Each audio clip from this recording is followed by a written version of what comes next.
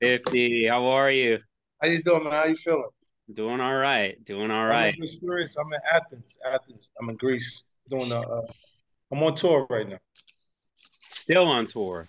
Still, I've been doing the first half of it. I did what was it 23 dates, the first leg of this tour, and then I came back to do the second half. It's been I'm at 31. I got like four more dates after Athens. The four more in Finland, and then the third leg of the tour would be me going towards Australia and New Zealand,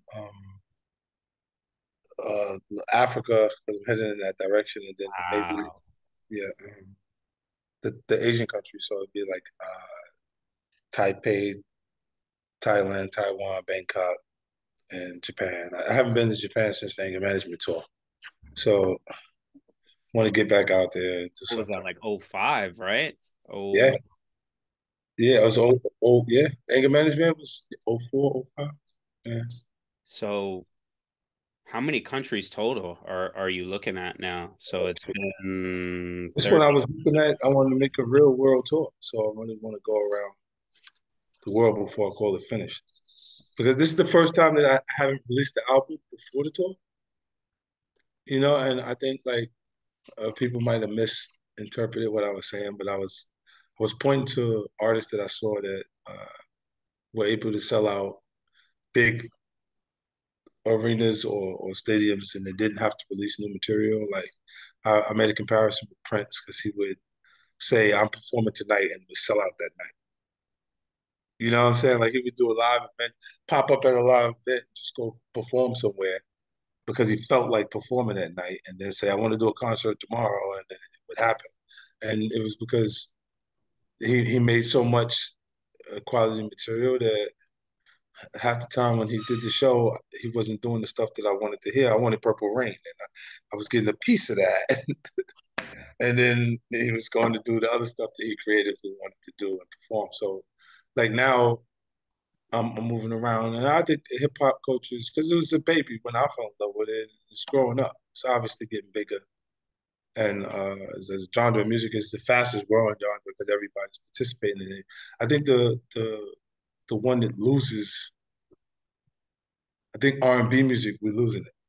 I think R&B music we're losing it because there's the most talented R&B artists are closer to hip hop artists than what I would say is traditional R&B. You had to be R&B required buttons. You had to be a gentleman. Your shirt had to have buttons. Right. And now you look at them, the R&B artists that are there now, or the guys that are melody driven, they are singing what a rapper would say. What they would sing is what a rapper would say in the lyrics, instead of it being like there's not sugarcoat nothing. And then a lot of the R&B artists, if you call them R&B artists, they'd want to fight you because they associate R&B with being soft. They'd rather you say they have dope melodies and don't call it R&B, like because they where they look at it. See, because I think a lot of them are hybrids, like Bryson Tiller is dope to me, and I think that his content is completely like trap soul, and the things that he offered were incredible R&B records. And then Drake is one of those guys that makes the music but he's a hybrid because Mm. he's a hip hop artist at the same time. So he can deliver both I think when they recognize you as a hip hop talent, you can bridge to other things. But when you are R&B, you're R&B. Like, cause it's harder to look at Chris because Chris is a talented rap artist also, Chris Brown. Mm. But it's harder to look at him like that because he has all of the. I think he's the best groomed pop talent that we have. Even though, like, cause they've written him off 1,000 times, like, and it came back with a whole nother hit album, whole new hit records, and the music is stronger than public opinion. It changed public opinion because the hit music would cut through all of that shit he would be right back in pocket because the other guys are not taking the time to know how to add dance culture to their musical performance. So it's not giving that audience the kids that are going to dance class to learn how to learn hip hop dance and hip hop other different things. They are going to look at Chris and love that experience because it includes it in the Right. overall presentation. And the other guys, they got to look good standing still because they can't move. Right. They might as well be in between time. They might as well be fitness models. Right. You got to be ideally attractive. Like the things that would you, let's say, the best presentation for the guy who does not know how to dance is to look like what would ideally be attractive, even if you didn't like him or that specific person that you would argue, but he got a nice body. Like, so whatever he said connected to something cool. You know what I mean? And I look, I would say that to like artists like Trey Songz or different guys that was in the same pocket but couldn't do those dance moves Chris was doing. I said, yo, you gotta be like a perfect 10, boy. When you come in here, you better eat the right food, everything the right way. You need water. Don't take that soda out your hand. Get you some water. Look, now you got artists that there's no artist development. So the person who would be a talented writer is an artist Hmm. because they write the song and they vocally would put it out. I'm like, there's a point where there's a few artists that were like really dope. Like you hear the reference vocals from them and be like, damn, like, do I take this off or do I change this to someone else or do I leave it? And it was because they had weight issues and didn't really look like what would be ideally attractive, saying the things that they were saying on record. And you would have to change it to your Beyonce or to Mary J. Blige or to someone else in a culture that was already the it factor. They had that already going on and go with that. But now that person is just an artist, like in making the adjustments. That part is the cool part of music now. Like that they won't make those adjustments. Like the person that you wouldn't ideally be marketable, people can still look past it, Hmm. or you can just not show them. Right. Never show them your face. Never show them who you are, and just leave art as your image. Put art there every time you put it out, and they'll be like, "Yo, she's amazing." And don't even know exactly what she looks like. Why do you think the artist development process has just vanished? Well, Oh. I think now because the artists meet the audience before they meet the record company.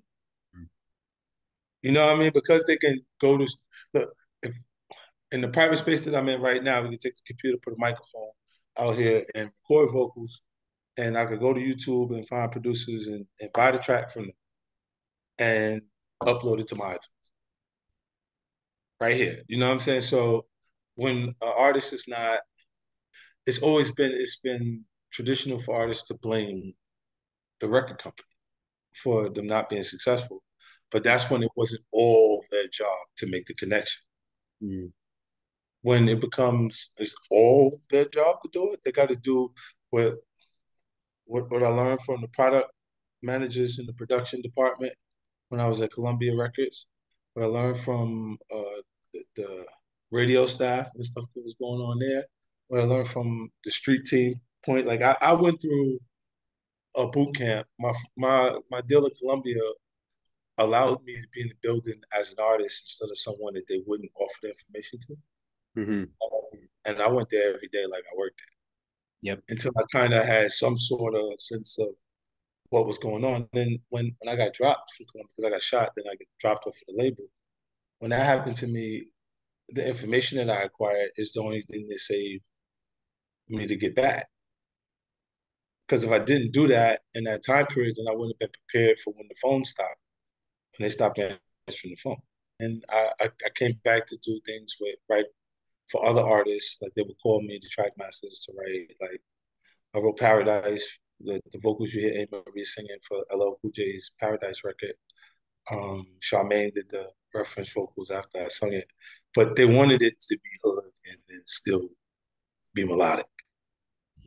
So they wanted me to like my thought process involved with what came out of lyrically, and because it was a familiar loop, it was like a rising to the top loop. Kenny Burke's rising to the top. That every rap artist from LL's time period rap to that record casually at every block party that they've been to. So you had to have a concept connected to it that would be to make it a hit. They have to hear a hit when it comes on and go, oh, all right, this is cool, we'll do it. But everything that I experienced in a lot of the things I experienced in music culture help me now, television, because I think my core audience is now watching television. Mm-hmm. I think the youth part of hip hop culture, that part of it that keeps it fresh because it's a young and new perspective from the artist that's coming, that that connects with the people that is the most important to their life, the social experience. So think the person that's in college at the time when you got hit music. They don't enjoy themselves at that party and meet the person that's important to the next stage and level in their life. Mm-hmm. If they're not comfortable, they don't have the music to enjoy themselves to in Mm-hmm. that time period. So when you are dominating in the time period, they can't even have the experience without you. Like it's an important part of them enjoying themselves. 2003, if a person was in college, any time from that point to like a 14-year time period, then they couldn't have that experience without me being a part of it somehow.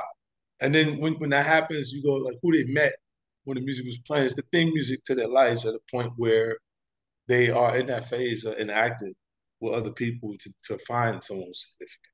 And then when later, like think about now, they've already been successful in the field that they were studying or adjusted to a new career and become successful at that. So they're having that drink that they would have on premise in the nightlife in the privacies of their homes. Mm-hmm. They got a wine cellar, they got a bar, they have it in the comforts of the people that they already have in their life and their social circle. And the television would be the way to speak to them in ways that the music spoke to them then and they understand it, but they haven't seen the stories on television yet because Hollywood is just behind a little Right. bit. So when you offer the diversity in different ways, have success in that way, like you're not really having a hit until you have an unexpected Mm-hmm. hit. And that means they saw something in it and that it was good, or they wouldn't have given you the opportunity to have the show. But when it outperforms what they anticipated, then they go, well, wow, who brought us that? And well, but we want more of that, whatever that is. Common sense would say, let's just get more of that from Mm-hmm. whoever gave us that. And it turns into from power into the power universe. And the specifics points that I know were more attractive to me as far as spinoffs was concerned that connected in a different way, like the Raising Kanan over the other spinoffs. It was the golden era. It took us back to the 90s. What Mm-hmm. it was like at that point and what like just life was like then. And that would speak to the wire. It speaks to fighting over corners where the street CEOs at the time would look at killing you to acquire your business as an option instead of it just being the traditional business stuff that would go on. But they had that era musically had a inspirational tones to it. Mm-hmm. You know what I'm saying? It like Kenny Burke's Rising to the Top, and that was the theme song, the inspiration for the theme song to it. And Ain't No Stopping Us Now. The uh, the what would you say? There's so many of them that in that time period, because the people culturally were coming out of being oppressed, they wrote things that would reflect motivational stuff or positive energy instead of it having so much negative stuff. And then you see later it turns into the results of what happens in the culture because people make choices based on their own personal interests. Mm. So when they decide for their own personal gain that the opportunity to make money out of the neighborhood, even they know it's wrong to sell the drugs, they do it, and it creates the new content that's in the wave of the material that comes with Ready to Die, Life After Death, the Machiavelli themes that you got from Tupac Shakur. And these are the universal, the answers to the questions that we don't have universally in broad strokes is what happens after life, right? And those themes are there, and Get Rich or Die Trying just adds aspiration to it and a little more of me because it's the business side of it. And usually when you grow up under circumstances where finances are the issue, it starts to become a bigger, it feels like the answer to your problem Hmm. because that is the big problem in front of you is we don't have money. You know what I'm saying? And that would put that there. But even now, like, even when I'm in a financial good space, I look at things and I go, I don't really want to associate with people who don't have interest in winning or living on the highest level. Why do you think the tone has changed so much, though? Because it used to have this aspirational Right, element, like in the LL time, and then, like Drake, Trey Songz, I just want to be right, successful. And even right. like Nipsey Hussle was a great example of that, too. And it seems like Nipsey, J. Cole, there was that aspirational, but then it's more of just like I'm gonna take it from you now. I'm not gonna climb, I'm not gonna rise, I'm not gonna Want it now is beach. It's just like give me that. There's right. And more aggression, anger, it's violence. interesting that you register that, like, because the a lot of the it changes the tones of the environment shift also. The drug trade is not flourishing or creating the financial offerings that it offered in the 90s and in those early 2000s and stuff like that. So what people do is they go back to prior to these guys being these crews that sold drugs and did all this stuff, they were breakdancing crews and they Mm-hmm. were roller skating and doing different things that regular people would do before they got involved in that lifestyle. And now it's doubled back because it's cycled back to things that of interest. What happens is like if you play, I don't know how you grew up, but if you play touch football out front or you play stickball in the Mm-hmm. street because it was what was we had to just access to, Yep. the people that played with you was so important to you. They Right. were part of your life in a big way. It was the fun that we created out front. We didn't need things to make fun. We just needed to go outside and do and have fun. We Mm-hmm. figure it out. And those people in this climate become gang gang Mm. because that becomes the people that you emotionally connect with. And then when you see, okay, Junior's not here, why? Because the guys from down the block did something to Junior. Well, why? Because he's over here with us and he's not with them. Well, damn. You see what I'm saying? With one group that develops creates the next group. It's when like look at how the Bloods become a big part of New York City because of the prison system. Mm-hmm. It flourishes there first, and then when the guys that went to jail back and forth brought home that energy and started developing more of a presence there, but who they became enemies with over the time period instinctively became Crips. Mm-hmm. It became something different, and then and that develops, and then when you got all this other stuff like that, when you say a lot of times the energy to the material, the music, drill music is easy for poverty-stricken artists. Mm-hmm.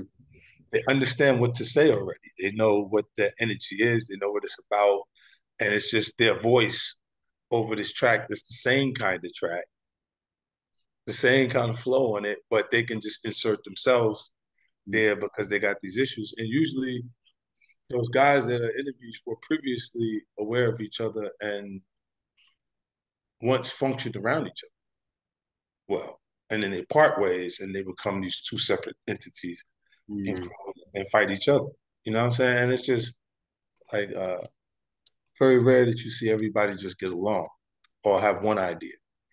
You have multiple leaders in the pack of people that there's a difference between people who have leadership skills and abilities and people who fall into the lead because they have heart. Mm-hmm. You know, you got some guys that are just tough. They're tough, so they're like, what? Like, and they're willing to stand out in front when they're facing something that you don't know exactly what or how harsh what you're facing. They still got the heart to do it.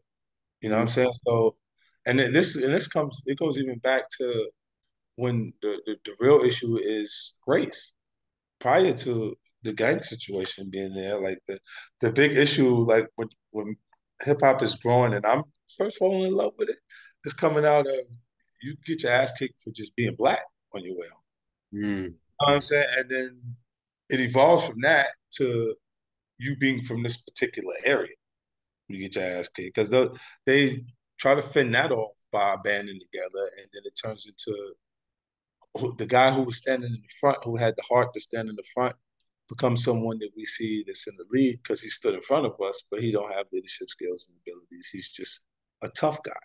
Mm-hmm. You know, so when the other guys that's around figure out how to make money in the environment, like they hustle, and they make money and they make this money, because you're getting this money, you start to feel vulnerable, and then you bring that guy around to support you as a support system because you always know him to be willing to not be afraid of anybody, Mm-hmm. and then he becomes muscle for the guy that's an earner. You know, like it's the same scenario where you see this guy's a DJ. When his blessings come in and he's able to convince the record company he should be a subsidiary and he can have his own label, he calls it the murderers. When they call it the murderers, they go get the supporting cast to make it seem real. Mm-hmm. The supporting cast is from the foundation of where I come from. I couldn't escape that energy. It's because it's where I come from. It's just I'm Why a, do you think it's why do you think it's so easy for especially kids in the street to confuse or conflate toughness with leadership? Do you think it's just like an absence of role models or no. The tough guy is still in the front. mm-hmm. He's still going in the front. He's willing to go in front when he's not afraid of whatever is coming. Right. So to see him as a lead because he's in the league, but he doesn't have the leadership skills or abilities to make the decisions that won't keep you at battle. Mm-hmm. Because he's tough, the only thing he's going to do is when someone actually gets into when something happens or he needs. I see artists they break, they have begin to have momentum, starts to feel good, good things happen, and what they do is they grab those guys that are like that from the environment because it makes them secure that they have that around. Mm-hmm. But that those guys need you to have problems for you to need them to be there. So they have to kind of create conflict Right. for you to see them handle it with no problem, for you to feel secure with having them there. You know what I mean? And that happens for new artists repeatedly, over and over. It happens. And I watch in the early stages, and I'm telling them like, "Yo, nah, you can't. Look, he needs you to feel like that. So he got to do whatever he got to do to make you feel like that for later. Because then later you're gonna take care of him. You're gonna make sure he's all right. And there's no compensation for what he's doing at the moment. But when you see his temperament and you know he's not afraid of nobody, he's gonna do whatever y'all Mm-hmm. got to do to be comfortable. You feel secure with having that kind of person around, and he'll know you keep him. It's a higher probability you would. So they have to create conflict to justify their value because just preventing conflict, it's not something visible. So there's no Right. way to gauge that there's an Brian, impact. So then, what are you worth to me then?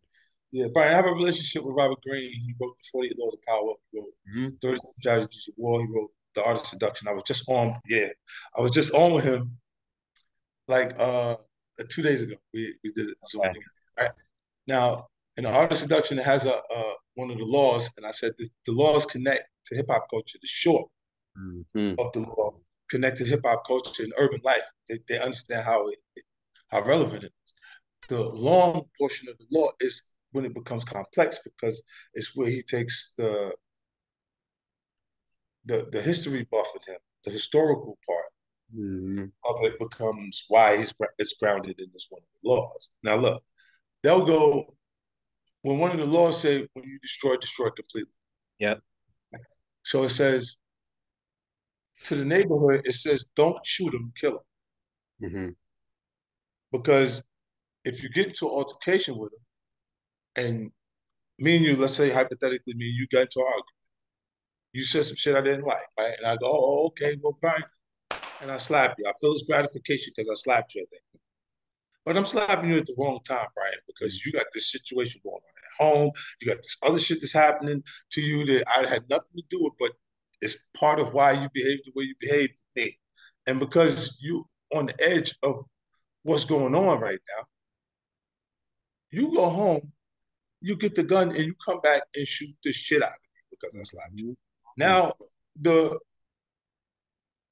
that instant gratification that I felt because I slapped you is no longer has value, Brian. I wish I didn't slap you Mm-hmm. because you shot me. And this is why they understand that law is don't shoot him, kill him. Mm-hmm. But what does that mean? What it means in its purest form, the law means avoid altercations at all costs. Right. Right. It means if it's not worth killing them, don't even pursue it. Mm-hmm. So he stepped on your shoe.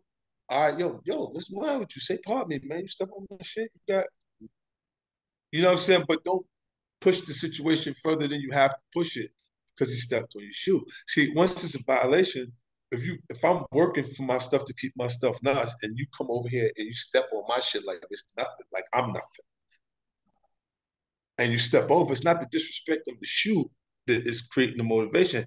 It's disrespect of me and who I am. Look, in the way I grew up, your identity, the original things that you start to embrace that become your identity are in your clothing. When they started the hustle, the first thing you saw change was their shoes, the sneakers, and their clothes around because they could always pick. Every time we put something on in connection to clothing, we're making a statement. Mm-hmm. Yeah. Today, this statement that I'm making on this Zoom is I'm clean. This is why a white T-shirt will always be an option for someone that's from the ghetto. Mm-hmm. It says my message is I'm clean. Not everybody here is clean. You see what I'm saying? So that's a big enough message to send to the people that are around you. And the other message is, oh, Balenciaga. Or the other message is Louis Vuitton or different fashionable brands that would say, I'm doing well. I'm living with the excess to the point that I can buy these things for myself. Mm-hmm. Right. And those messages, man, it may add a difference in energy. There's a point where when we look good, we feel good. Emotionally, we feel good. So it's necessary to do it on some levels, but some of us indulge in it further than others, right?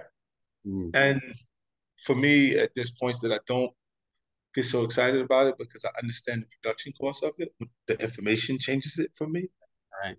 So I'm like, this is an $8 shirt that they're selling me for $89 because the name is on it. I'm 50 Cent. I'll make this shit cool. Somebody's gonna buy it because they see me with it on.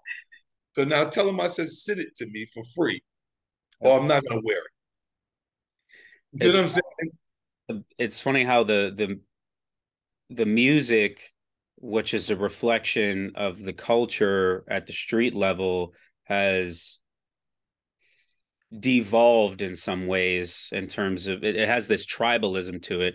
And then on the opposite end, like you with the white t-shirt, I feel like a white tee is like almost uncommon to a degree because on that end, it keeps getting bigger and bigger Yeah. as to how much one needs to declare to the world based on what they dress or what they own, how well they're doing. It's not just a white tee Right. anymore. It's not Look, just you see, one spinning pendant anymore. It's $500,000 on the chain, $2 yeah. million on the watch. It This is keeps rising. creating this is creating a lot of the tragedies that you see too, bro. Like a lot of the deaths you see, hip hop homicides I got coming on We TV. A lot of the hip hop homicides are robberies. Mm-hmm. These guys going back into the environment with this new financial perspective and outlook, forgetting that somebody would kill you for $5,000. Mm-hmm. Right? Kill you dead. Like, would take the hit, and the job is to you're dead for the $5,000. And you forgot because you were living a different lifestyle that you ran around, you was doing something else, you was winning so much that you forgot that you went home to the same exact environments and you was outside feeling like not me. Like they ain't gonna do it to me. Why not you? You're the same guy you was before you left, before you experienced all of that good stuff that Mm-hmm. you and they never left. They never moved. So it's the same thing to them. You the same thing. Like you come back, we recognize you because you've been doing good, but so I used to say this all the time, Brian, when we come back off a tour with G Unit. I'll say, yo, I'll be careful when I go back to the neighborhood with the stuff on because the watches, that's 50,000. Mm-hmm. It comes a regular time, but whatever it is, you look at it, it's a Casio, bro. It's the same thing that it would be if it's a Techno Marine or if it was whatever. You're just telling the time. They're not even telling the time. You know what I want you to do? And you see the artist saying, what time does your watch say right now? It's not even set. Fucking watch is not set, Not bro. service, They're nothing. telling their time on the telephone. Apple tells them what time it is, man. Not that fucking watch. They spend all that money on them diamonds and shit in there. It's Uh, the light show. It's just the light show. yep. And look, if you're in the business of that, you do it because when you're in Rome, you do as the Romans do, right? So you have to do it along with the rest of them, but they'll look because they don't even know what they're aspiring to until they see someone who's done it. If you've Mm-hmm. accomplished more and you kind of are doing something, you live in a different lifestyle, they'll look and go, so wait, but yeah, people who have grown under financial situations where there's always been money have less interest in their appearance or less interest in conveying I'm in a better situation or lifestyle because it's always been there. So it's not important to them because it's important to the people who didn't have it. Right. You know what I mean? And there's a look, the guys I would watch guys I know that well off, they want to build the car. They want to put the car together with their hands and bolts in the fucking garage, piece by piece. And then it means everything to them. It's a labor of their love, like for the passion for the actual vehicle at the same time, and it's exciting to them. And then you got the guys from the neighborhood that just want something that they couldn't afford, Mm-hmm. something that's nicer than what they experienced in their life experience, and then it would say that they're significant. And even the way the choices you see African American women will be angry at the African American men when they become professional athletes and try something outside of what they've experienced culturally, right? Mm-hmm. And because oh, I made it to the league finally, I made it. They know I got the money. NBA now. NBA now. So when they come back to the neighborhood, they say, yeah, oh, yeah, they said they came through. Yeah, you came through in a Ferrari or whatever like that. I said, the word. Oh, Tina was looking for you. Oh, she was, word? Yeah, she should be looking for me. Yeah, she should be looking for me. So he thinking Tina wanted to run into him so she can give him some pussy at some point because I'm up, I'm on.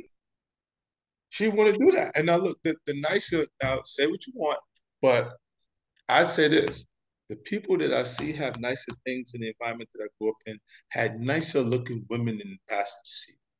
Mm-hmm. They had nicer things, period, in their life. You see what I'm saying? Because it meant just living better. It was representation of living better. And that most people are conscious of it. The people that aren't have high potential of being in love on the bus. Mm-hmm. You know what I'm saying? So when you see him go after something and get it, and it's nicer than what you see all the time, really pretty girl in the passenger seat, it's because his self-esteem went up with the vehicle. Mm-hmm. He got on, he started looking at shit that looked better than the shit that he was Correct. what was positioned for him prior to that. And it changed. If there's a when they see the guy goes and he's expecting her to respond that way to the success and the new money that just came right? These are the things, these are the people that look like him, that you know from the environment, his neighborhood. When he get outside of that, and this woman is far away from what he's familiar with as possible. Mm-hmm. Whole white woman, whole different woman from some another environment. And she's saying he has a nice car, like a nice black car. Like she don't even know what a Ferrari is, Mm-hmm. right? When both women would probably be after stability, someone to be there for their life that they can count on. Right.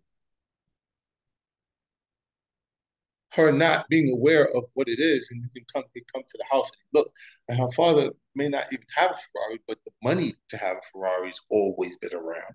Mm-hmm. It feels safer to him to be in that environment because you don't feel the threat of the person that's coming because they want to take this money from me. Right. The woman that's coming is she not really fucking with me. She's just coming for money, right? And that because a lot of the professional athletes, you see them coming from low income environments and in the cities where they work hard as hell to get to that point, like to do that, and they do miss some shit because the commitment to that doesn't give them time to explore everything. Mm-hmm. You know what I mean? And but when you see them get angry when at the person's choices, I'm like, nah, that was I get it because I'm going. Once you start to explore things that you're not accustomed to because you're in new environments around new people, new energy there, and shit feels like it's safe, they can get comfortable fast, you know. And It's it's least the shit, this is shit people don't talk about. They'll watch this and or they'll see this and be angry with it in print because it's like they think I'm defending the professional athlete's choice when all I'm doing is saying I'm offering the perspective of the guy being that guy. It's not like the person in the environment that he see would do anything for to further themselves or to advance themselves in the environment. It's a new approach, and the person is coming from a different perspective or a different life, and they make those choices. But I have a lot of friends that are professional athletes, and it's very consistent in the communication that they think the person is not like what they were accustomed to. Like like it's like you meet a woman and she wants she's associates a lifestyle with who you are before she actually is invited into that lifestyle, and you'll feel like she came for those reasons, for Mm-hmm. that money. Like she's associating Birkin bags with you in that lifestyle, and if they may actually be there when she didn't come for a Birkin bag. Mm-hmm. But when she came for it, you go, hell no, I'm not giving it. Because did you feel like the sucker that got took for it? Right. And that's the science behind it. But I think, teachers own, everybody got their own reasons for their choices. But, the things that I see from a lot of the guys is when they don't believe that the person has those intentions, they're willing to do it when they think that they came for it and that's what it's about. And it's a different thing. It seems like it's a combination of a lot of different factors. It's the focus and the dedication on the craft that's going to get them to that place in the beginning, Right. that at the same time inhibits their ability to interpret the intentions of people and to manage things when they finally do get to that position. And then also it seems like that's a big part as to why so many athletes and artists too, it seems like they're always just getting taken advantage of because And we, you yeah, can't have an MBA here and read a contract here when and, you're the best QB, running back, wide receiver, rapper, whatever it is. It's just impossible to manage both of those. both of those worlds. And look, you say, and also do keep let's keep in mind also that these hoes do look good.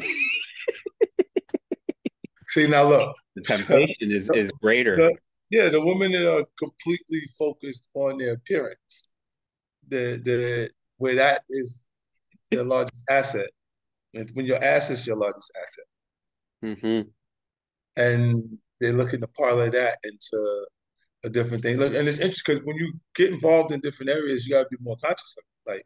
Like in television and film television, you can't even mix it or even think of being associated with people that you're working with. Right. You know what I'm saying? You got to completely be like, hell, no, none of that at Mm, all. And there's a penalty to things that would come from just tradition. mm-hmm, The whole idea, concept of one hand washes the other doesn't work in this climate. When if you work with a person and you knew if you looked at the woman, she came, she's an actress, she's a beautiful person, right? She just you just think she's gorgeous, and you hung out with her privately at a point that she's not working on a project with you, and the intimacy kicked in because you two of you were attracted to each other, and the idea of a project came up later that she would fit. You would probably want to put her in that position because you just had her in mind when the idea came up, but mm-hmm, they would think that you gave her the job because of the prior experience. mm, You see what I'm saying? But when you know, like, I would pick someone that I know is good for the job over someone that might be able to do it every time that I went to pick something. mm, You know what I'm saying? Regardless of how you interacted with them to know who they were at that point. But it's interesting because all of these things that they would see, this would come from what they would say was wrong with the heterosexual males' behaviors, like like Weinstein, these other people who took advantage of these opportunities in the mm-hmm, past. But this stuff happens from a female perspective when you put them in position also. The woman is not so attractive that ends up the lead, the head, like the showrunner or someone who calls the shots and stuff like that. And she gets in position and she starts, and things shift in her life because she's not, because of success. Meaning that relationship that was sufficient is no longer sufficient because she's bringing home millions of dollars now. Has to be an adjustment made now because maybe he was a priority prior to her earning more money than him. Then when that shifts, I've seen it. I've watched it in front of me. If you did make an issue of it, they would look at you and say, "Men have been doing this for so long. How dare you say something about it?" mm, Right? She's happy. So it's not about right and wrong. It's about uh, penalizing past behavior. Because when it happens from a female perspective, I dare you to say something about it when men have been doing it for so long. So you said the actual act is not wrong. hmm, And when it's done from a male perspective, it's wrong. When it's done from a female perspective, it was a choice. hmm. What do you think the fascination is now? Like Twitter is a perfect example of this. What is the motivation to cancel, to punish, to show that you have a moral high ground over somebody, or just to justify based on, say, like gender rather than focusing on the act itself? Why do you think there's no more empathy, it seems like, where people can just kind of understand and I, I think when you make it to a celebrity space, they don't see the things that are wrong with you as frequently. Like, let's say you don't have a great fashion sense. So what? You had a stylist. mm-hmm, This is fixed. Let's mm-hmm, say you're not the person that, like, so while there's momentum, while creatively things are in pocket or in place, you don't really appear to be as flawed as the average person. mm, So they can appreciate it and enjoy it when it's on that run, but they do like to see it come down. yes. Love to see it go up, but the ultimate entertainment is to see the tragedy of it over. Mm-hmm. Is why when things are not going well, like if you look at the present moment, the things that's going on with Kanye, the news of who's removed himself from doing business with him require no press release. Mm-hmm. It travels faster than things that we were trying to get out into the business, things that we feel like are extremely important, like global warming. You Right. can't get people to pay attention to that shit. But when you say the tragedy of, oh, he's in trouble, like it's really go bad, and they go, oh, shoot, so you think you're gonna make it out of that? Mm-hmm. That's entertainment. Because they look at it and go, Yeah, he was saying a lot of shit he wasn't supposed to say, and he don't have a team because he went both ways. Right. He said, "Oh, white lives matter." So is African Americans behind him? Hmm. He said the Jewish things. He said things that the people are have been extremely hurt by. Like you get phone calls from people that I said, maybe we build things cool off and we build a school in Houston, right? Because he's talking about having designs for the Donda School, and I'm like, how could building a school at any point be a negative thing, Right. right? But at the point, the people are so hurt by it that I get phone calls from people that are pretty close to me. You know what I'm saying? And they going, "You would build a school with that idiot?" He said this is not. And I'm like, "Are you?" I couldn't believe she went into detail about the things that he was saying because she was actually hurt by her friend. She has relatives that died in those scenarios. Hmm. And I go, ah, all right. I wasn't intending to really build the school at the point that I'm saying it. I was saying, why not build the Right. school? Right. That's what's bad about building a school. School. Yeah. And then you go, but the things that he said really, some people take direct offense to it when it directly has affected them by people in their bloodline dying under those circumstances. Hmm. So you can't tell them how much passion to have for it. Like how far to go, what's enough. They don't think it's enough. You say it's okay, tap them on it. And he's still doing what he was doing. Still thinks everything's fine. Like, yeah, the guys, I forgot his name. He said something about Sandy Hook, like it did in the school shooting. Alex Didn't Jones. Hmm. Alex Shells, and he got smoked. He got killed in court over that. Oh man. You know, when you see that, and then I go, oh, because that's a direct comparison to the George Floyd statements. Right. You know what I'm saying? Saying fentanyl versus what actually happened, and they going, they may be looking to see if you text anybody or you said you knew what you were saying wasn't accurate. Right. Then there's intent and damage, different ways, and it don't even take people to financially support it because the legal fee, the lawyers. I spent over $23 million in legal fees since I've had success in 2003. Over $23 million in legal fees. So when you say that you're successful or that you're rich in a different way, that money was just written off as expenses of business, just being in it.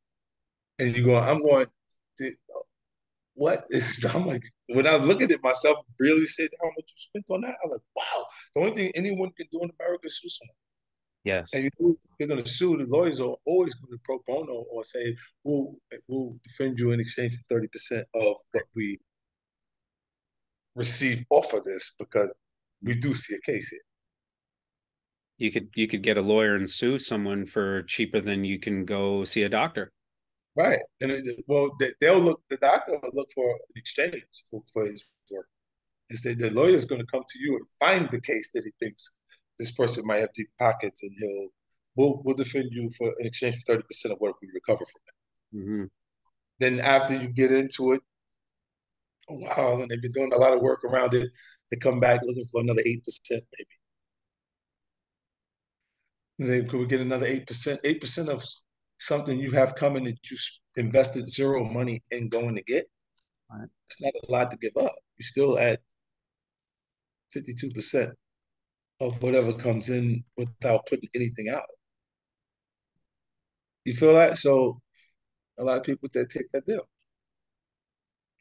But it keeps anybody that publicly is someone that you know has deep pockets a target for any type of those type of situations when you say those things.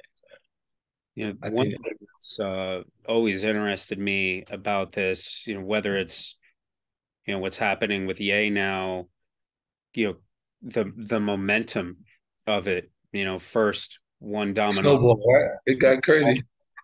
and I, But the biggest deal happened, the biggest deal left at the end of mhm, it. Like small deals breaking down, and people decide to move away.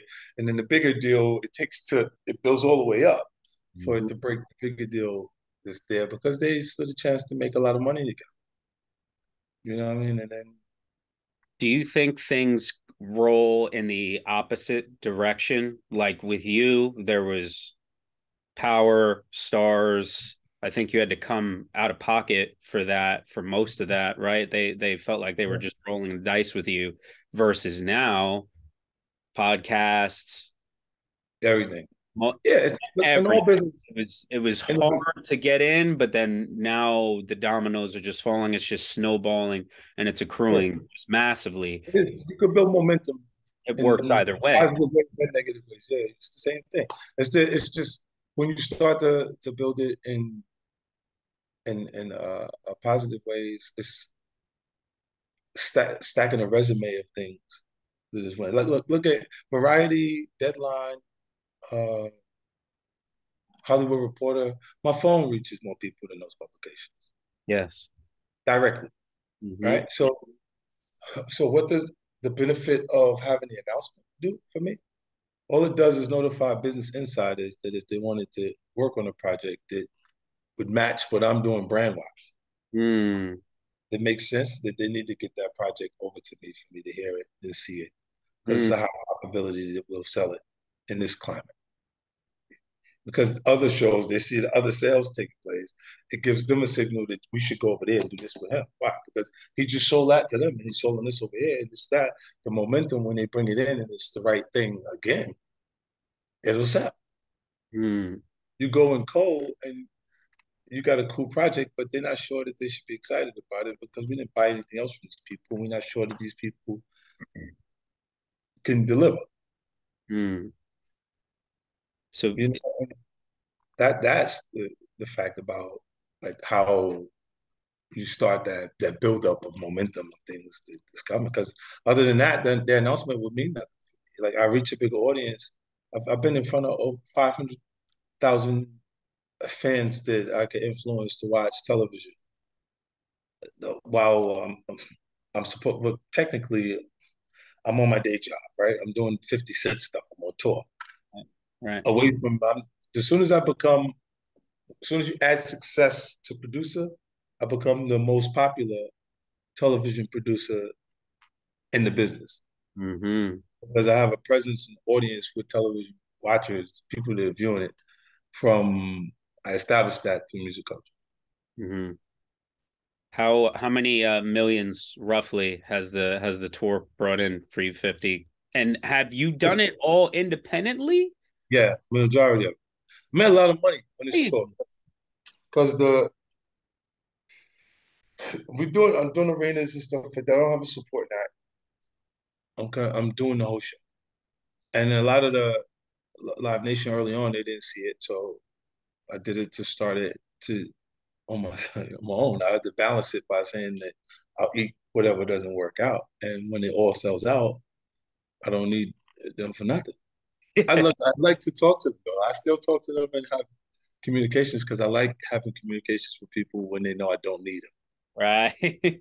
Everybody will do business the right way. You got to understand the difference in Yes. Yes. communication when I don't, I'd like to make this project work with you and do this with you, but I don't need you to buy this television show for me. I have 26 television shows. Right.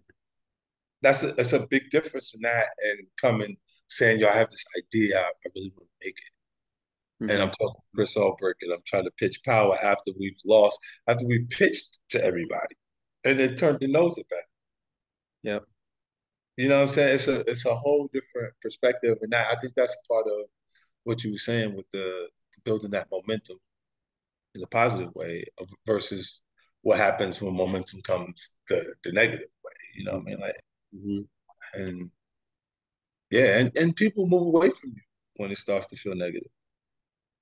It just they don't want to get in the line of fire. They won't even mention Hmm. how they personally feel about the things you said. Like When it snowballs positively, you become a magnet to people. the energy, and this is when they bring additional projects that have been really worked on Hmm. into the fold that you can get involved with and actually make it add to how you would be more diverse in the production style of Hmm. that you have. And it works out that way. Like, and it's interesting when you see because people really they really will run from you, right? Like any first sign of something's not right, Hmm. they run away from you and go, yeah, like what? It's, look, when I say entertaining, like for Kanye right now, like to like what is he doing? Hmm. What is he thinking right now? And the deals that we know were important to him because he spent his time building himself in fashion, wanting to Hmm. talked about quitting music to be an intern at LV. Hmm. Made those statements at different points. So it's important to him to do that and to have all of those things just go away from something you said. That's Right. crazy. I've seen wild situations like this based on something a person has done. Right. Never what they say.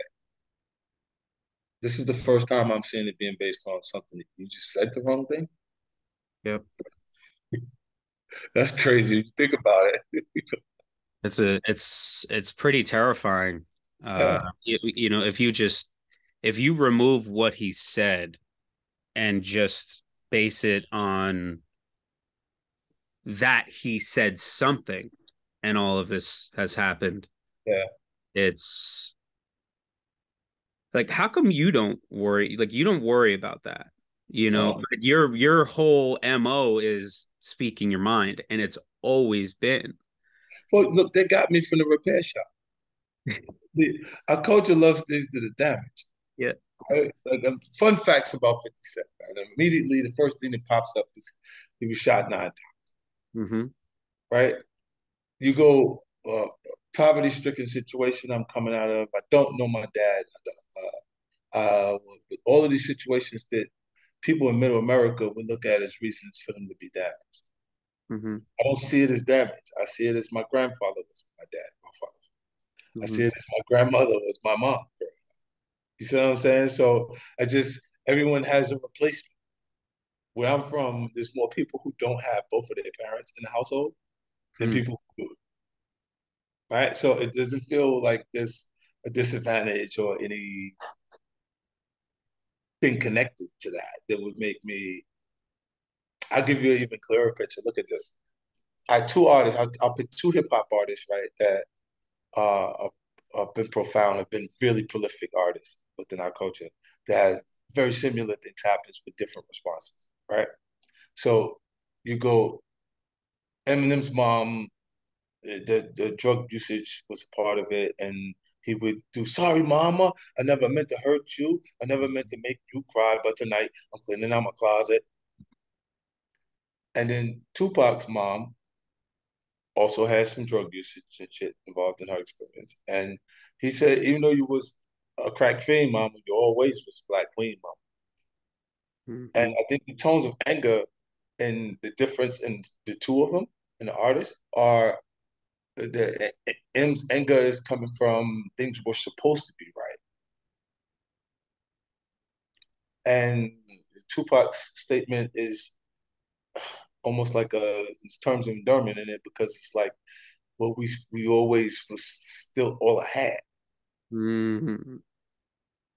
You see what I'm saying? So it I think the expectations of things go right from a white American perspective versus things accepting the idea of things not going right from African American perspective are what make the difference in the tones in those records.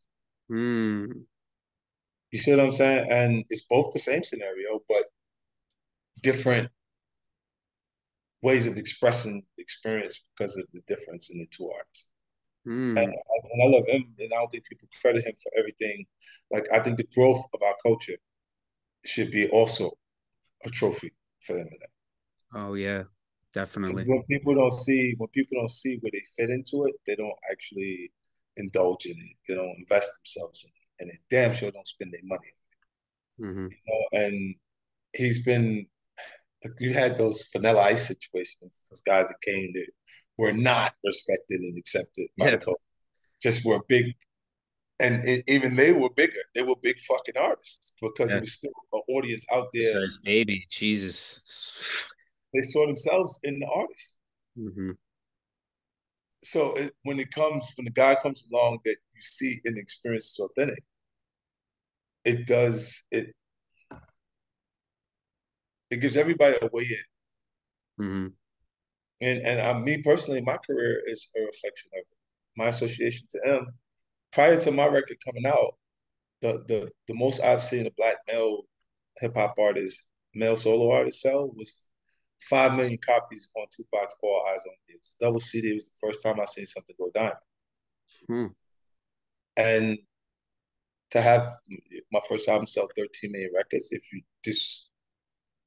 discredit or disassociate the fact that I'm in association to Eminem, who's selling 23 million records on the Marshall Mathers LP, So crazy. you're just a fucking idiot to think that. It is also that connection. Mm-hmm. You know what I'm saying? And I don't think that they actually credit more people being involved in the culture, more people being willing to consume it and make purchases for it to the fact that he is authentic and he's ours. He's mine. I love him to death. So ain't nobody can tell me shit Yeah. about him. He's in a tight second spot in my life for people who've done things for me that didn't have to. And it doesn't feel like when I said to him, he's flattered by it and he looks and he goes, yo, you always say that, like you always and I'm like, yeah, because like behind my grandmother taking care of me and looking out for me when she didn't have to, he's the person that did that. He And everything up. he didn't feel like that he had to keep doing it Hmm. because I just like after you've done it that one time, so all I needed was that because I was prepared. I would be bumped around until he showed up, Mm-hmm. and even it's confirmation, even in when people say things like that, the Irv was talking in an interview, he was talking about he was blocking me, like he was blocking everything. He said I blocked him into a good situation, and it just went off. And I saw those situations. I didn't feel what he felt was blocking me at the point, but I wouldn't do business with people who had direct associations or any influence to the things that they had that was working. Mm-hmm. So even Dino DeValle came, he offered me $1.3 million to do a G Unit and my solo album at Universal, and I just turned the deal down. And Tony Yayo didn't understand. He was like, "What? $1 million, dude? You're not gonna do it? What? Like that's like saying we hit the lotto and you're not gonna pick up the ticket." Mm-hmm. You know what I'm saying? And I'm like, nah, it's not the right deal because it was in the Universal system. Def Jam was there, and those guys already was making money for that system, where they could influence and sabotage everything that I had going. So, it took for him to come for this to work. And people don't understand why I'm like that with him, but I'm always like that. Like if they get too crazy with the things they're saying about him, they're gonna see me do stuff that he probably wouldn't do. Yeah. Finding the Surviving El Chapo podcast thing with the Flores twins, it's crazy. Like these guys, I met them, Jay, and I ran into him in 2004. Mm-hmm. Because there was a situation where one of the guys that ran with Young Buck took a piece of jewelry, the spinner piece.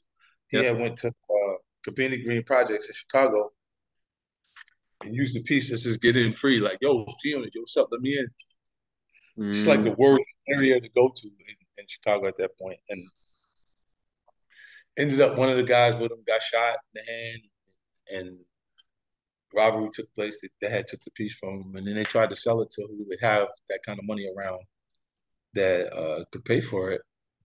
And the piece came back because Jay was like from Flores Twins. He was like he felt it was more valuable to make the relationship than the benefit from taking the piece to getting the piece. Mm-hmm. And it started that relationship started then, and it was not like a open relationship. They just was already had interest in music and was trying to create those musical relationships and ties and shit like that. And then they went on later when they got involved. I didn't know they was the club like that. Like these guys moved over 130 tons of cocaine and heroin. When you see the United States government's documents on it, it bugs you out. It's the first time they're speaking, and that anybody's hearing anything about why El Chapo is incarcerated right now. Mm-hmm. So, it's a big deal. And it's interesting. So I think people, when you see it on that level, it's so much higher. Like when you think about hustling, like people talk about what they was doing in their neighborhood prior to. They're talking about the lowest level Yeah. of hustling. When you're talking about the Flores twins, you're talking about the polar opposite of that is the highest level of it. Like the first transaction they made was they had a sale for 3 kilos of cocaine, and they gave them 5 at that point. So you can't just give the 2 back. You got to figure out how to sell the other Mm-hmm. two. And at that point, if you get caught in the middle of a sale of 5 kilos, you're going to go through life for that. So from So the there was get-go, really it was life on the line. life on the line from the beginning. It's that the stakes just so much higher. That dad was a big drug trafficker prior to that, and they had a brother ahead of them, who's older, that made it up the ranks in the Latin King organization. And that's what grounded them in Chicago a lot. And Chicago being middle America allows the shit to go in all different directions from there. These guys, it's interesting because they're really logistics guys. Like they really figured out how to move and operate a big fucking business like that. Like for you to be able to do that, I don't think there's a level higher than that. Amazon, UPS, FedEx. Sounds like they were Yeah, that realm, but just different industry. on the illegal business. Yeah, that it's really that. Like so, you going? I'm like, damn. I would have to wrap my head around the idea of what they was experiencing because it's still even for me like don't think that it's a relatable Yeah. situation. You got to look at it and go, wait. So what happened? Like I want to understand it myself. It's the new Narcos, bro. Mm. So following when you watch Narcos and stuff like that, and you've seen this was the era of I think it was damn Pablo Escobar Mm-hmm. Mm-hmm. and those things. And yeah, you'll get the chance to see the El Chapo era of Mm-hmm. it through the Flores Twins project. It turns into a docu series and also into a scripted series that you'll see shortly. Okay. And what about? I love BMF, by the way. That's It came actually the out only reason I signed up for Stars. Just full transparency. I saw that, signed up. I think it might be one of the few. I mean, pretty much I only used the app to watch what you had out to yeah. So it's crazy. Look, when I go from Power, see, Power is a fictional story about a guy making it to the top of the drug trade. It feels like maybe I could have did this a different way because it's no old folks home for drug. It's just the federal penitentiary. And he's seeing that the woman that was the right woman for the experience is Mhm. not the right woman for his future because she just sees him as the drug dealer.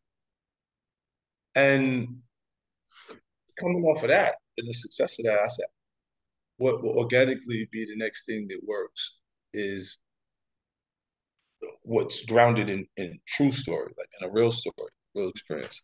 And I just think the intensity of it being real and something that our culture already knows is real, as a crack house becomes a trap house, and music shifts from New York and California to southern-based markets.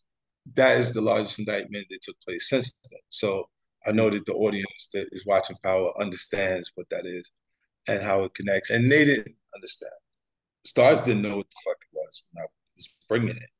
Mhm. After the fact, they caught on and was like, "Oh, yo!" Like, and I was able to make it the biggest hit at Stars because I was able to keep it cost efficient and crossboards, storyboards, and things that shoot scenes and orders that allowed it to come in more cost efficient than what I was doing the previous shows for because I was able to look at it and just plan it out for the BMF perspective. And that one took a good while for me to get it right. Like it was 4.5 years it took me to get that series up and running. And then the like time goes by fast, man. What's the name been a hit for 10 years now? Power. Yeah, like it's like we on season three of the spinoffs, and it went 6.5 seasons, it went 7 seasons itself, the Power brand. You know what I mean? So it's already 10 years of success in television. And I was like, I would always say that my television career mirrors what my experience was like in music because the first album is the largest debut in hip hop album, and those 13 million copies worldwide. For a first record, it's the biggest that they've seen. And then the first television show is the highest rated show on a network that allows them to allow me the ability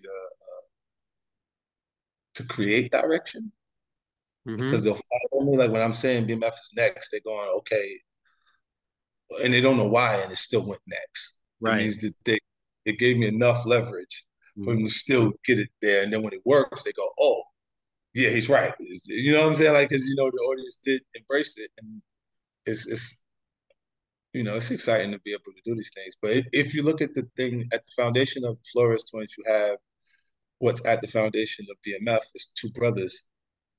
The difference is what their family was like growing up in the experience and how they got involved in it. They didn't get a chance to make a lot of decisions. They were already being used as a cover. Like their pops is coming back from Mexico, cars full of drugs, and he's taking his two boys with him as a cover in the car. So they was already trafficking before they knew what trafficking was. Right. And so like even the expectations when his pops found out that he cooperated, he was like, you fucked up my name. Wow. Because he's so involved in that lifestyle that you're going, what you did? You little motherfuckers, you fucked up my name. He went back to Mexico and they never seen their dad again. So there's like, now this is the real shit. Like this is not like they still have a threat issue. Like, you know what I'm saying? Like it's not like you can look at it and like it's a rap. No, it's just Mm-hmm. it being in America makes it different. If it's in Mexico, it's almost a sure thing that it doesn't go right. You know? And that's the influence of that. And then, but I got the WeTV Hip Hop Homicide show coming, and that even speaks what I was saying earlier about how they forget that when they become comfortable with things, like you go into this new lifestyle and you have these things around, and it's nothing. Like it doesn't have value after you've worn it or you had it for so long that it's just Mm-hmm. a ring, it's just a watch, it's just there, it's a chain, and then to the person that never left the environment that you graduated from, that's enough. Yeah, that's enough to kill you for that watch, for that chain. Mm-hmm. Yeah, and they're saying to themselves, if you move them, pop them. If you move, like to prepare themselves. But you say like they're preparing is they in the mirror, getting themselves ready for when you don't respond to them the right way, Mm-hmm. what they're gonna do, and they're doing it. That's Pop Smoke. That's now we got P&B. P&B Rock is this is a whole new episode of Hip Hop Homicide. And you got the guys that haven't had the success that these guys had. Because I looked at the show initially, I didn't look for the biggest hip hop artist Mm-hmm. to be the focus of it. It's a show that would run as almost 700 homicides connected to hip hop culture. Jesus Because Christ. away from the general portion of hip hop that where things just happen, you got the street guys that have one foot in the street, one foot in the music studio, Mm-hmm. and the things that happen in the street happen to them before they can have success or before they can work themselves through that process. Like I've seen guys come that weren't great rap artists, and then they learned how to rap Mm-hmm. in front of us. Like while they were being the artists, the music got better and better from them because they got better doing it. The Mm. confidence changed with it, and they just got better. But like some of them, they don't have that happen in their journey. They street get them before they can get a chance to really know who they could be. You know? What was your thoughts on the whole I think this happened in New Jersey with Lil TJ. Yeah, Seven shots, I think it was. TJ, his situation is ill to me too, because I look at him, I like Lil TJ, I like TJ. You know what I'm saying? And it's weird because I have a relationship with the other side, Hmm. a Highbridge. You see what I'm saying? And they're not really responsible for that situation taking place. If anybody would know, I would know who was responsible for that actual the thing that happens. What happens is when you say things about an environment that is broad, you said hybrid, you said a whole neighborhood. Hmm. It's not a person, right? So when you have an issue with a neighborhood and once you talk about that neighborhood to the guy that is already active, you're a trophy for him. Hmm. You know what I mean? And when the situation happens with TJ, that's not a hit. That's not somebody directed Hmm. Trophy that. hunting, you'd say? So you're a trophy because you said something about the environment. Hmm. He's already active in the lifestyle. So when he see you, he get you said you took a train from somebody who was from Highbridge. When he catch up with you, oh, that's what he's doing anyway right now. That's how he eating. So we're gonna run down him, we're gonna take his shit off of him. When it happens, we don't cooperate because they wasn't with that. Hmm. It turns into that could TJ's the one of the ones that could have been like P&B Rock. It could have been like Pop Smoke. It just wasn't time for him. Hmm. And it's probably because he's going to mean more to the culture. He's going to do something that's going to be bigger and better moving forward. Hmm. And that's when you do have people that have nothing to benefit from. Uh, when look me being there has nothing to benefit from it in either any way. When I can say, yo, nah, that's not this.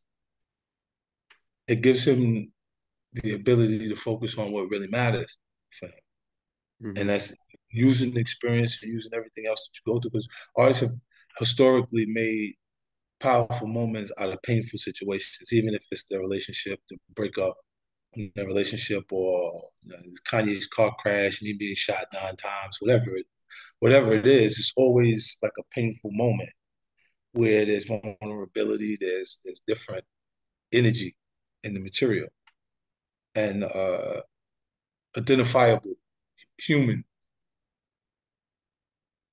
pieces of human energy in that material in the music, and people really appreciate that. So I think this TJ may be able to create something that allows him to stand out and be special following that. I tell TJ myself, yo, where you gonna excel and be able to do things that you couldn't do prior to this. It's going to be in the recording studio. It's going to be finding and making music that's special. And then from there, where you take it, there is no limit to where you take these things. But it's not in this one is my op and that one is my op and I'm gonna do this and we're gonna do this and that. Like if you the death is of the tongue, man, bring that energy. You see what I'm saying? When they're doing that, it's harder. It's you clouding the way to your blessings, man. You can't even see where you getting to the things that you really need to get to. Like who position themselves as opposition or enemy, they suffer. They have to watch success. That's a greater punishment than than anything else. Like they got to sit there and look at that shit. Like they go, God damn. It even speaks to the laws of power when you said you were supposed to avoid the altercation at all costs because whatever gratification you had by sending that definitely doesn't warrant what happened to you after. You had to watch for 25 fucking years after the fact. And you going, damn, we shouldn't have did that. They might not say it publicly, but they feel that. They were the catalyst for Yeah, those to push you forth to those blessings. those things. And you look at you going, and it's clearly a blessing because we made the mistakes. Like we ran around, we was on the energy that you could have easily been with Bobby Shmurda and them was in the recording studio in the early stages. If they would have came in, they would have found the guns they found there. Mm-hmm. And it was because it wasn't pretend. It was really coming out of the environment. This is what made it so effective. Like they look, a lot of the kids that really appreciate hip hop culture are living conservative lifestyles. They're in middle America. They're out. They hit the button immediately. They buy that. I want to hear it, and they enjoy it. They even know the terminology. They even know when they're in trouble. If they're saying "Yo, what's up?" and it's stuck, you don't know what that is if you don't know music culture. Mm-hmm. But the kids know what the fuck that is. I mean, it's going to go down, and let me get the fuck from over here. You see what I'm saying? Like, but they already know the lingo because this is the new terminologies that they're using for. It's going down right now, Mm-hmm. and they understand it because they hit the button and they're watching the things. And of course, look, either you evolve in a positive fashion fast because you're in inner cities and you have people around you that are being a positive influence to you, or a negative influence the same way because that's there for you to be also to Mm-hmm. make the choice. So if you can go in a negative direction faster than usual. If my compassion to people that still think like kids in older time periods, it's limited because the at 16 the question was, do I get charged as an adult or is it a minor? Am I going to family court for the situation? And I'm going at 16. So what happens at 25, bro? Mm-hmm. At 25, I can't look at you like you're thinking like you're still a kid. I look at you like a grown man because of the circumstances that I've grown up. You know what I'm saying? They would have treated me like a grown man at 16. And it's just for trying not to not have, like trying not to be in poverty and be and hurting at that point because it's nothing there, bro. If you don't figure out how to eat, you don't eat. Mm-hmm.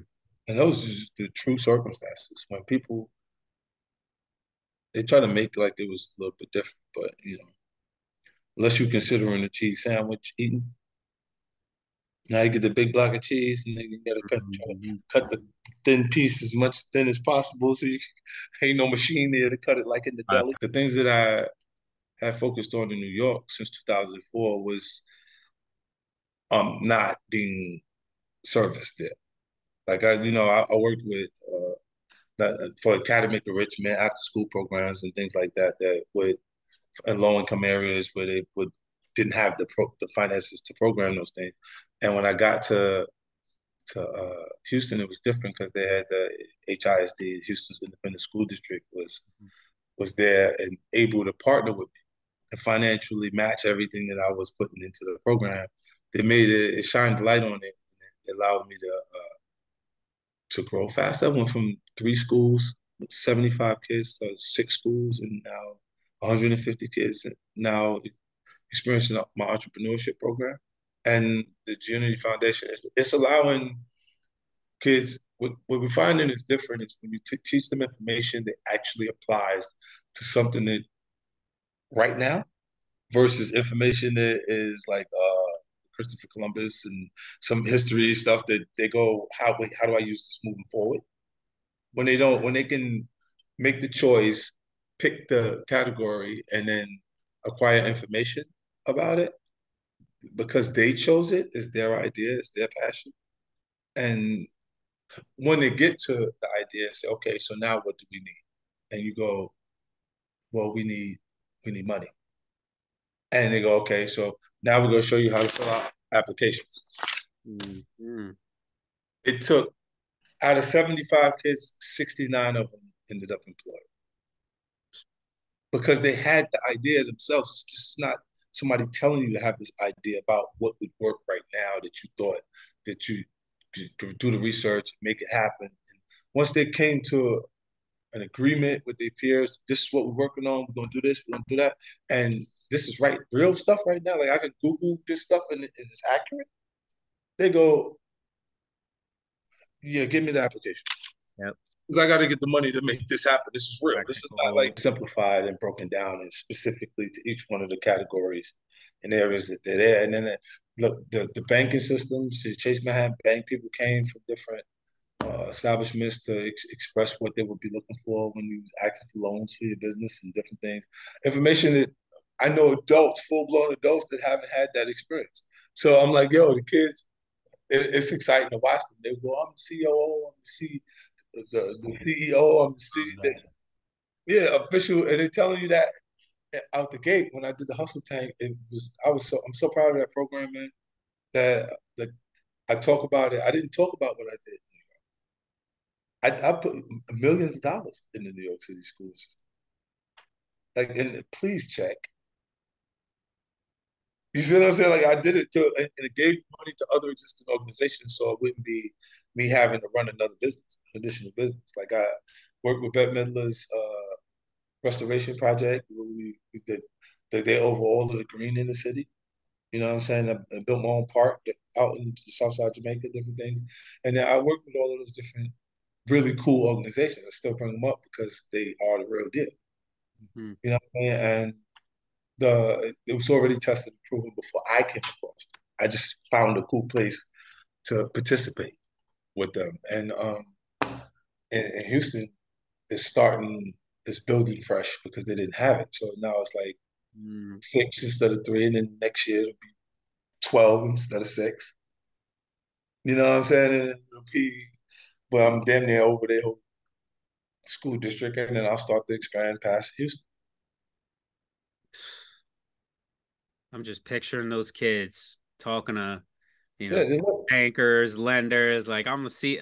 I just yeah, it's crazy. And then for me, Ryan, the excitement is in when they see me executing things like the deal making process for me out here. Now they see this shit yep.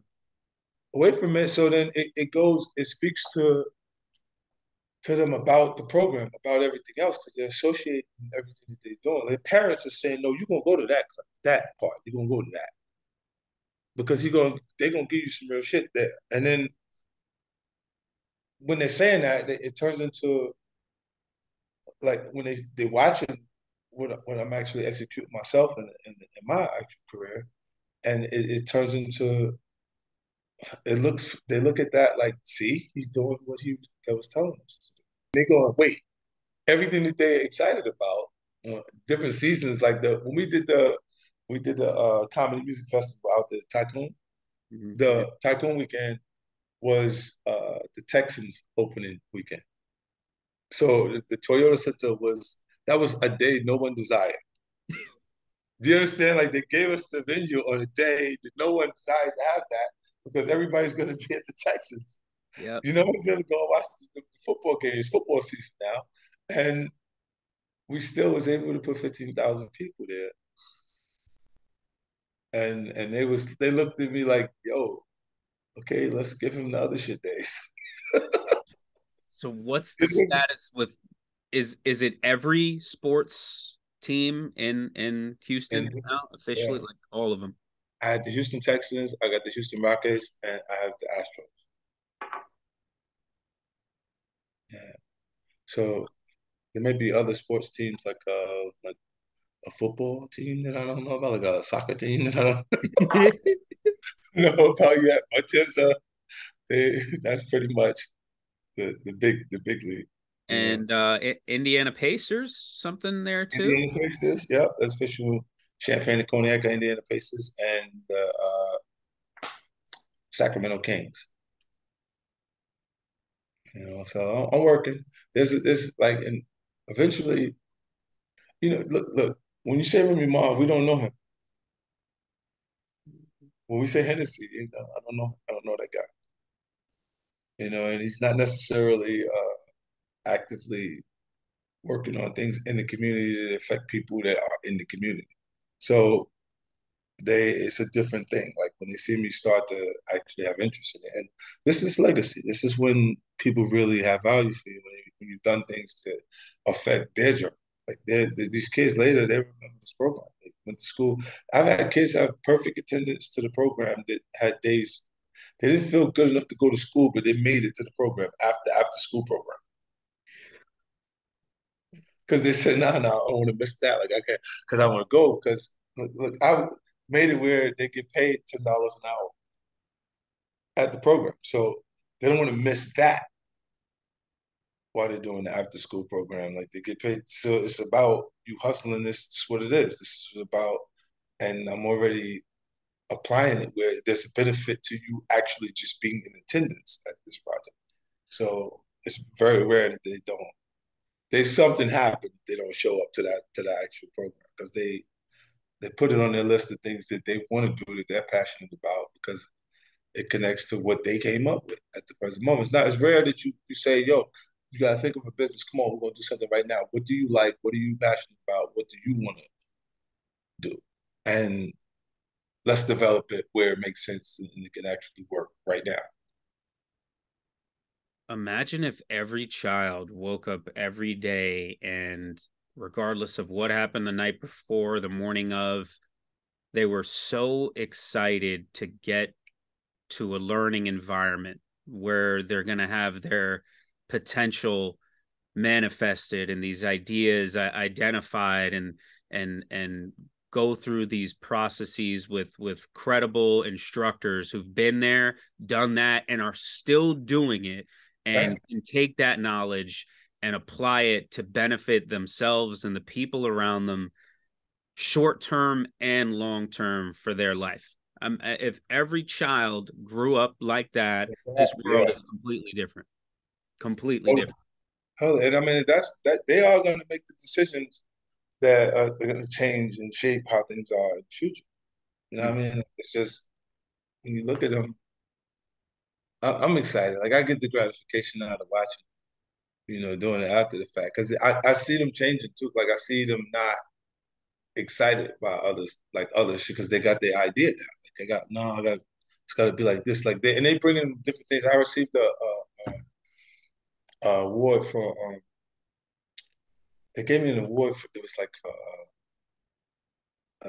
philanthropy and different things that I had done in the actual environment, and the kids they brought some of the kids from the program to see me receive the award, and they go, it's really exciting for me. It's like they're not my biological kids, but they're my kids. Like, I'm excited. Yeah, and after I've seen the pitch and look, I found $500,000 that I had in my sock, right? That I found it and I gave it to them for the hustle tank. So it was like their startup money for the businesses that they developed. It made sense that we felt like had the highest probability of growing. And this was because I'm like, no, we got to have something to. What was it for? It can't be. I had to do all of the idea, everything else there, and then it hits a dead stop before something can happen. And I'm like, no, well, we tell them we're going to award them certain money to go further in development of their business and the idea. And it allows them to research it and to do what they could do as a startup in the piece. And they broke up the 500,000 amongst the top three ideas that they had at the hustle tank, and then it got them working. And a lot of I lost some of the kids that were there because they were seniors, and they're going now they're in college, but they had the experience there, and they'll be able to take that with them. And then the other guys that were there for the program that are still in the school can continue to participate, work on the idea. I'm excited to go to Houston. I've been thinking about getting out of Jersey. I don't know how You might want to do that. You really might want to do that, I think I'm coming out there. We'll sit down, and I don't know. I might be staying out there. bro. Jersey's not. Like they want a lot for us, like a lot, like the Yep. taxes and all that shit is a lot for, and you go for what? Like, what exactly is it offering that couldn't be done from another space where you could actually be holding on to what you are, Right. and Apparently, food's a lot better in Houston too. yeah, and it's blossoming. Like they are looking to grow and do different things because of look just Texas in general. Because look, Austin, Austin is Silicon Valley. You got all of that that was there. Tesla, everything is out there now. Then you got, and this is a hop because this we can drive to these places from right from Houston to Austin to Dallas. Like it's not a big hop. And then the like all of it, it's just changing. It's not I just it's something to look at.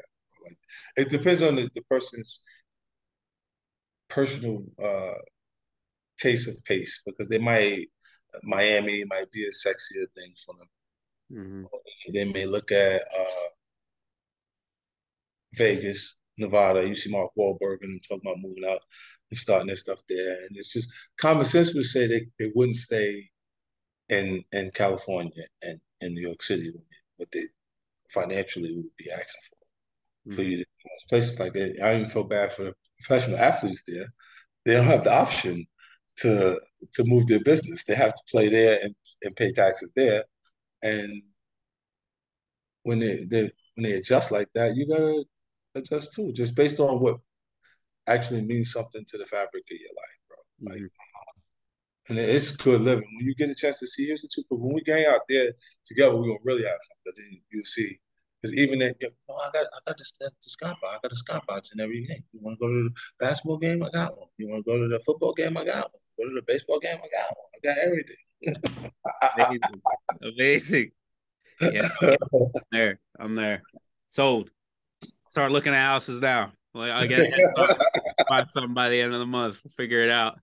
Oh yeah, man. It's always something cool to do out there too. The nightlife, and then they got cool restaurants and stuff, and it's just there. It's there.